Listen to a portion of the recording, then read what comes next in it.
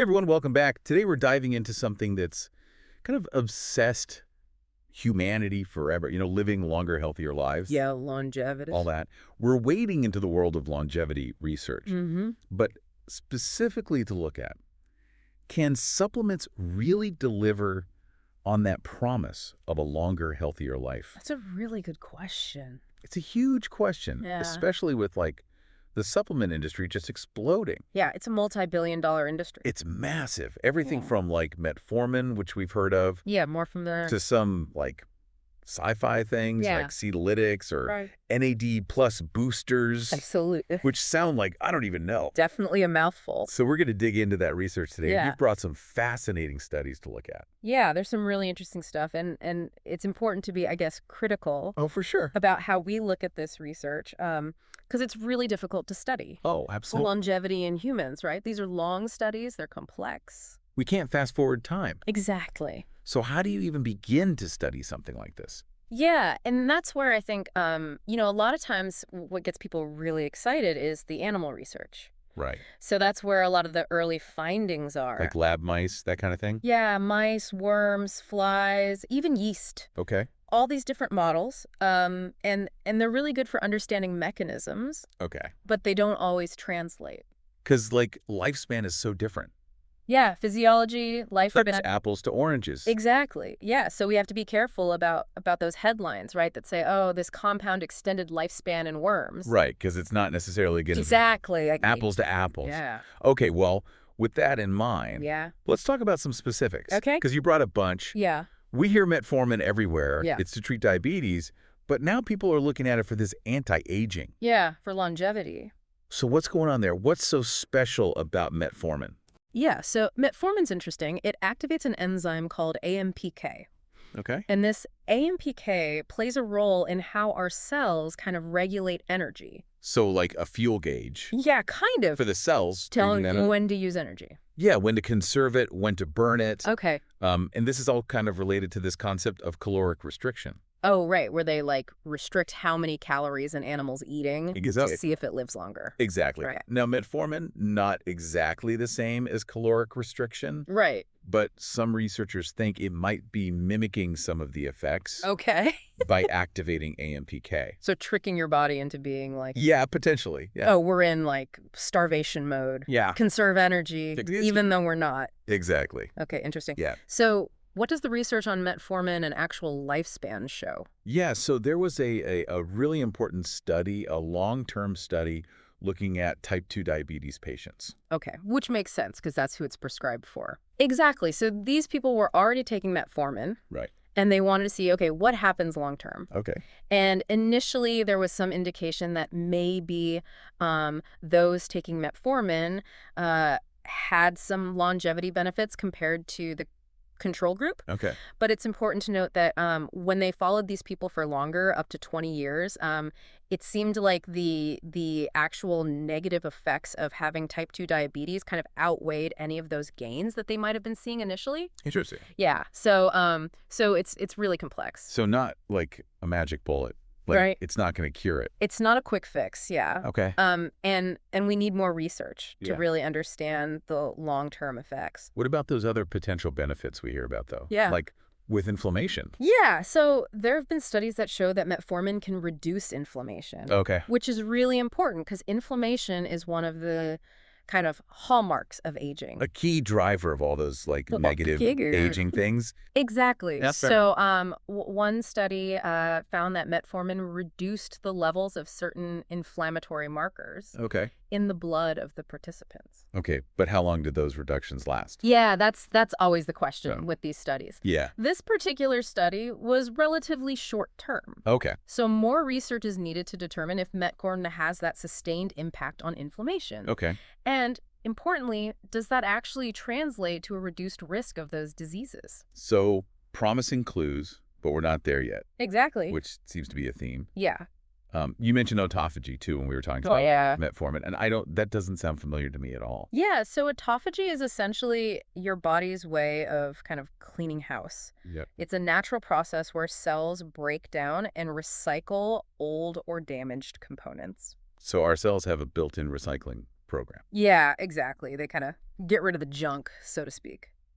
Interesting. Yeah. So how does metformin play into that? Yeah, so some studies suggest that metformin might actually enhance autophagy. And Okay. again, it might be doing this by activating AMPK, Right. which we talked about earlier. Okay. But I think that the key thing to note here is most of these studies have been done in cells in a petri dish or in animals. So not humans. Not humans, exactly. Yeah. So, we can't definitively say yet that if you take metformin, you're going to boost your cellular recycling. It'd be nice, but Right. It'd be great. okay. So exciting area of research, but we need more. We need Need more, exactly. human studies. We Yeah. need more human studies. It's fascinating stuff, but kind of need a reality check Yeah. with some of this because it'd be so easy to be like, Right. oh, there's a pill to fix aging. Yeah. But like, what about the things we already know Yeah. help us live longer, healthier lives? Yeah, that's a really key point. We're talking about these longevity supplements, Right. but we can't forget about kind of the undisputed champion of healthspan, Which you, exercise. Good old-fashioned exercise. No expensive pills required. exactly. Just gotta move. And what's really remarkable is that exercise seems to impact a lot of the same pathways Oh, okay. that these longevity drugs are going after. Okay, well, I'm intrigued. Give me some examples. Yeah, so we talked about AMPK. Oh, the enzyme. The enzyme. Which metformin activates. Exactly. So metformin activates it. Well, guess what? Exercise is a very potent activator of AMPK as well. Oh, interesting. So So hitting the gym or popping a metformin potentially, yeah, could be affecting that same would be flipping that same switch. pathway. Exactly. That's saying. And it's not just AMPK. I mean, exercise, improves insulin sensitivity, Right. just like metformin, reduces inflammation throughout the body, Okay. and even stimulates autophagy. Oh, wow. That's cellular cleaning. That cellular cleaning process we talked about. It's like our bodies were designed to move. That's a great way to put it. I mean, we evolved to be active, so it's really no surprise that it engages these ancient pathways. Right. These really deeply rooted pathways that affect our health and longevity. So as much as we want to find this easy solution in a pill, Right. our body already comes It's true. equipped with it. We just gotta Yeah, move. that's a great way to put it. Okay. Yeah. So exercise is essential. Yeah. We got that. But I want to get back to these other supplements on your list. Okay. Because you brought the receipts. Yeah. NAD plus boosters. Yeah. What's the deal with those? I've been hearing that a lot lately. Yeah. So NAD plus stands for nicotinamide adenine dinucleotide. Okay, we're already lost. It's a mouthful. Yeah, it's a mouthful. But basically, it's this really important molecule Okay. that our cells need to function properly, involved in energy production, DNA repair, even communication between cells. So it's kind of a big deal. It's a big deal. Okay. And here's the thing, as we age, our NAD plus levels naturally decline. Okay. So like everything else. Like everything else, right? it goes down. Yep, it goes downhill. Okay. So researchers are really interested in whether boosting NAD plus levels could actually slow down some of these aging processes. Okay, so that's where these boosters come in. Exactly. And what are they? Yeah, so there's a couple of popular ones. You've probably heard of these. Nicotinamide riboside, it's often shortened to NR. Okay. And then nicotinamide mononucleotide, or NMN. So we're not talking about something totally synthetic here. No, these are naturally occurring compounds. Okay. Found in small amounts in some foods. Okay, got it. Yeah. But what's interesting is that, there's been some research suggesting that when you supplement with these, you might actually be able to increase NAD plus levels in the body. And there was this really interesting study on mice, and they found that with a particular formulation of NMN, they actually enhanced its bioavailability, which basically means that the mice were able to absorb and use it more effectively. Okay. And this led to elevated levels of NMN, NAD plus NR in their plasma and tissues. Okay. So it's really showing that the stuff is getting into the body. Right. And it's having an effect at the cellular level. And is it, mice, Nice. is this something that would translate to humans, do we think? That's the million-dollar question, right? Right. More research is definitely needed, especially in humans, to Right. confirm these findings. Oh, right. But it's definitely promising. Are there downsides? Yeah, that's another good question. Risks? So far, NR and NMN, they seem to be relatively safe Okay. when taken as directed. Okay. But again, long-term studies are needed to really assess their safety and efficacy. Because it's like that with Anything, yeah. new supplement or medication. We need more data. We need the data. Exactly. Okay, back to the exercise connection, though. Yeah. I have a feeling there's one here. There is. With NAD plus boost, right? Yeah. There is. Exercise is like a natural NAD plus booster. Really? Yeah. How so? So when you exercise, your body's demand for energy increases. Oh, okay. Makes sense. Right. And what plays a central role in cellular energy production? NAD plus boosted. NAD plus. Okay. So when you exercise, you naturally stimulate your body to produce more NAD plus, Oh, wow. which helps fuel those workouts Okay. and supports cellular health. It's incredible how, like, interconnected this all is. It is. It's really amazing. It's really amazing. Yeah, and it highlights this remarkable ability of our bodies to adapt and thrive when we challenge them physically. So even if these supplements, like, do pan out, Yeah, you're already getting that boost. exactly. If you're moving your body.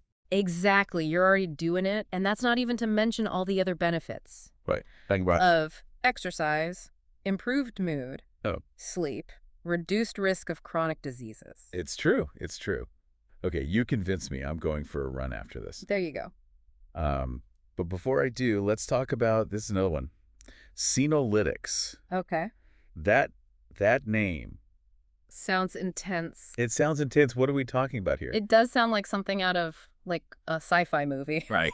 But senolytics are basically a class of drugs that target a specific type of cell called senescent cells. And these cells are bad.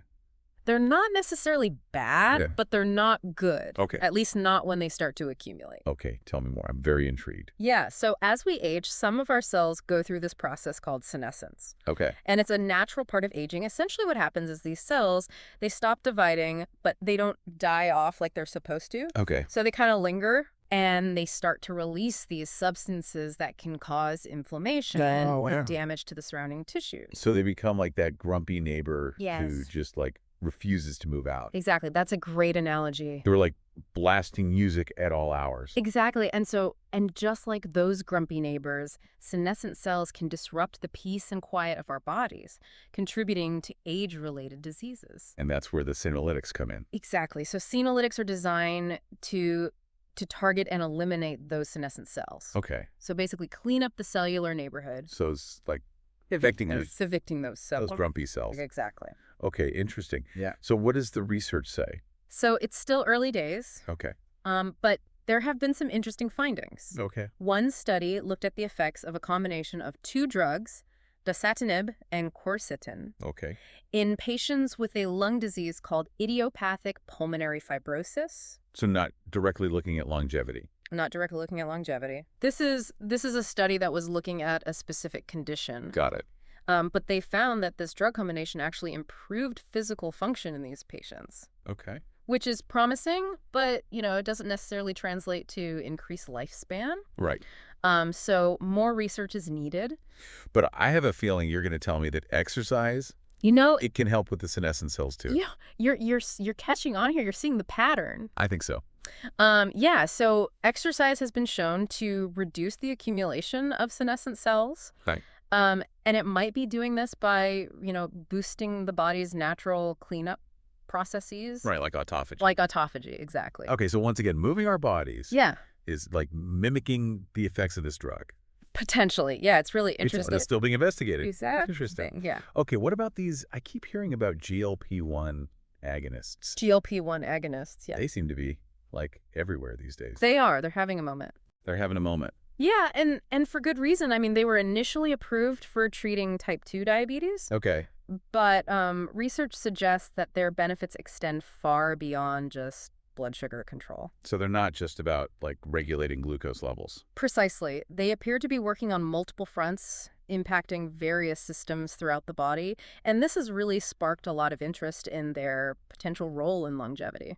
Okay, so what are some of the key mechanisms at play here? Mm-hmm. How are GLP-1 agonists thought to actually, like, contribute to longevity? Yeah, so one of the most well-established mechanisms is their ability to promote weight loss, Okay. which is huge because, as we know, obesity is a major risk factor for so many chronic diseases that can shorten lifespan. Right. So by helping people achieve and maintain a healthy weight, Exactly. GLP-1 agonists could potentially, like, reduce the risk of those weight-related diseases. Precisely. And that could contribute to living a longer, healthier life. That's exactly it. And it's supported by research, showing that these medications can lead to significant and sustained weight loss in individuals who are struggling with obesity, Okay, good. even those who haven't had success with other methods. But it's important to note that, these studies, they often involve lifestyle modifications alongside the medication. So it's not just a magic pill. It's not a magic pill. It's part of a broader approach. Exactly. It's a piece of the puzzle. Right. Are there other ways that GLP-1 agonists are thought to, like, influence longevity? Yeah, so beyond weight management, GLP-1 agonists have demonstrated cardiovascular protective effects, Oh, which is really important considering that heart disease is still a leading cause of death worldwide. right. So they're doing more than just helping with weight. Yeah, They're directly, like, impacting the health of our cardiovascular system. exactly. And research suggests that they can lower blood pressure,